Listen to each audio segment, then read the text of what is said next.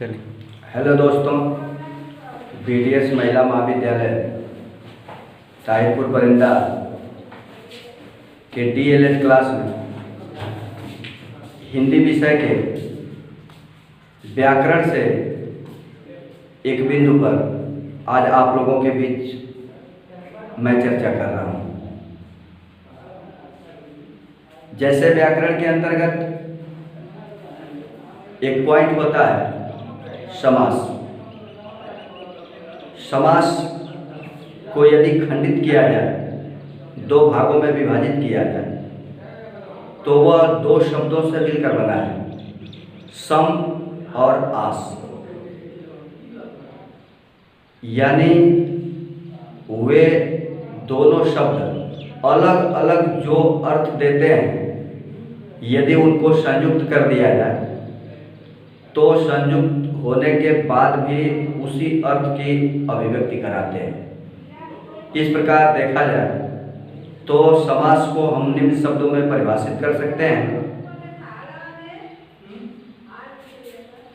जैसे समास शब्द आया तो समास शब्द को हम परिभाषित कर सकते हैं कि शब्द संक्षेप को समास कहते हैं।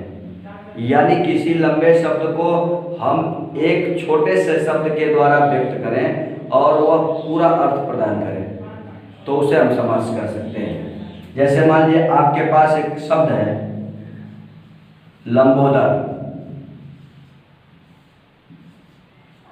जबकि यह दो शब्दों से मिलकर बना हुआ है। लंबा है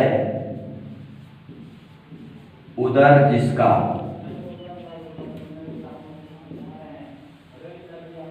यानी एक चार शब्दों का छोटा सा वाक्यांश बना, जिसमें दिया है लंबा है उदर जिसका। इसके अर्थ को हम किसी एक शब्द के द्वारा भी अभिव्यक्त कर सकते हैं, तो जो एक छोटा सा शब्द बनेगा उस प्रक्रिया को ही समास कहते हैं। यानी इसको छोटे रूप में व्यक्त करना ही समास है। इसका एक छोटा सा रूप बन गया लंबोदर, जिससे पूरा अर्थ निकल जाता है। तो इस प्रकार देखा जाए तो समास की प्रक्रिया से हम किसी बड़ी बात को कम शब्दों में भी लोगों के सम्मुख अभिव्यक्त कर सकते हैं। समास कई प्रकार के होते हैं। जैसे इसमें पहला समास अव्ययी भाव समास। अव्ययी भाव समास यानी जिसका पहला शब्द अव्यय हो और उसी के अर्थ की प्रधानता हो। यानी पहला पद अव्यय हो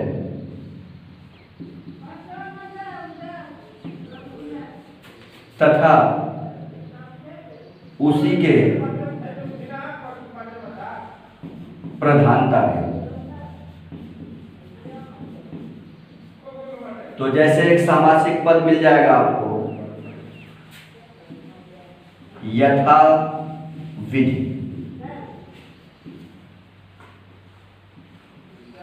यथा विधि शब्द में दो पद मिले हुए हैं, दो शब्द मिले हुए हैं। जैसे एक शब्द है यथा और दूसरा है विधि।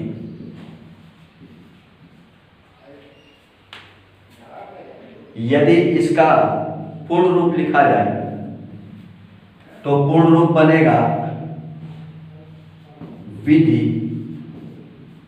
के अनुसार। तो पूरा शब्द बन रहा है विधि के अनुसार, या जैसी विधि हो उसको हम एक संक्षिप्त शब्द यथा विधि शब्द से अभिव्यक्त कर देते हैं। तो जिस सामासिक पद में पहला पद अव्यय और उसी का अर्थ महत्वपूर्ण भी हो, उसे हम अव्ययी भाव समास कहते हैं। जैसे दूसरे शब्द भी बनाए जा सकते हैं, यथा संभव। यथा सामर्थ्य। दूसरा समास आता है द्वंद्व समास। तो जैसे द्वंद्व समास है, द्वंद्व समास के अंतर्गत आप लक्षण पाएंगे जिसमें दोनों पद प्रधान होते हैं, दोनों पद प्रधान होते हैं, अर्थात दोनों पदों का महत्व एक समान होता है। ऐसे सामासिक पद को या उस समास को हम द्वंद्व समास कहते हैं। जैसे मान लीजिए आपके पास एक सामासिक पद है राम लक्ष्मण, जिसमें दो पद है, एक पद है राम और दूसरा पद है लक्ष्मण। यदि इसका हम विग्रह करते हैं तो पद बनता है राम और लक्ष्मण। इसी तरह के अन्य विपद हो सकते हैं, जैसे दिन रात, रात दिन, सीताराम इत्यादि। तीसरा फिर है द्विगु समास। द्विगु समास के अंतर्गत पहला पद किसी संख्या का बोध कराता है, यानी जिस सामासिक पद में पहला पद किसी संख्या का बोध कराता है उसे हम द्विगु समास कहते हैं। जैसे मान लीजिए एक पद है चौराहा, पद है चौराहा। यदि इस पद का पूरा अर्थ लिया जाए या विग्रह किया जाए तो होता है चार राहों का समूह। तो यहाँ चार की संख्या अभिव्यक्त हो रही है पहले पद से, इसलिए इस सामासिक पद में द्विगु समास होगा। या जैसे कहा जाए नवरत्न, नवरत्नों का समूह, तो उसमें प्रथम पद नौ की संख्या का बोध करा रहा है, यानी जिस सामासिक पद में पहला पद किसी न किसी संख्या का बोध कराए उस सामासिक पद में द्विगु समास होगा।